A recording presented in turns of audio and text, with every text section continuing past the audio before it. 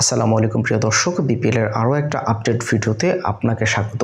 এবারের বিপিএলকে জমজমাট করতে মাঠ এবং মাঠের বাইরে দুই দিকেই নজর দিচ্ছে ক্রিকেট বোর্ড। নতুনত্ব আনতে বাড়ানো হচ্ছে বিভিন্ন প্রোগ্রাম। তারই একটা অংশ হিসেবে এবারের বিপিএলে থাকবে ডিজিটাল ইনসাইডার এবং প্রেজেন্টেশন। আমাদের আগের একটি ভিডিওতে বলেছিলাম ডিজিটাল ইনসাইডার এবং প্রেজেন্টেশনের জন্য বেশ কয়েকজনের সাথে কথা বলছে বিসিবি। তবে তাদের মধ্যে সবার উপরে ছিলেন পাকিস্তানের মডেল ও স্টার স্পোর্টসের উপস্থাপক জয়নব আব্বাস। তার সাথে ইতোমধ্যেই বেশ কথাবার্তা এগিয়েছে ক্রিকেট বোর্ডের।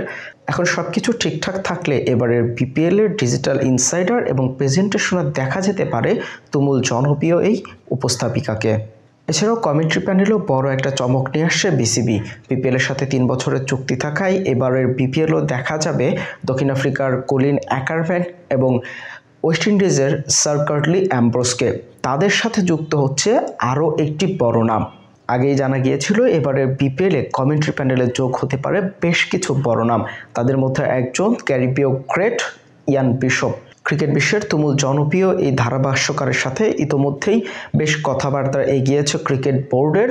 বাংলাদেশ এবং ওয়েস্ট ইন্ডিজের মধ্যকার সদ্য সমাপ্ত ওয়ানডে সিরিজের মাঝেই তার সাথে একবার বৈঠকও করেছেন বিসিবি সভাপতি ফারুক আহমেদ।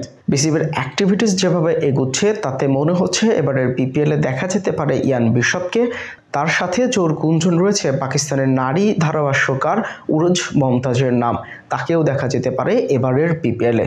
সবকিছু মিলিয়ে এবারের বিপিএলে মাঠ এবং মাঠের বাইরে দুদিকেই নজর রাখছে বিসিবি এবং তারা যে কথা দিয়েছিল সেই কথা রাখার জন্য বেশ জোর প্রচেষ্টায় চালাচ্ছে তারা। প্রিয় দর্শক, বোর্ডের এই প্রচেষ্টা আপনার কাছে কেমন লাগছে জানিয়ে দিতে পারেন কমেন্টস করে। এছাড়াও বিপিএলের সর্বশেষ আপডেট পেতে সাবস্ক্রাইব করে রাখতে পারেন আমাদের ইউটিউব চ্যানেলটি এবং ফলো দিয়ে রাখতে পারেন আমাদের ফেসবুক পেজটি।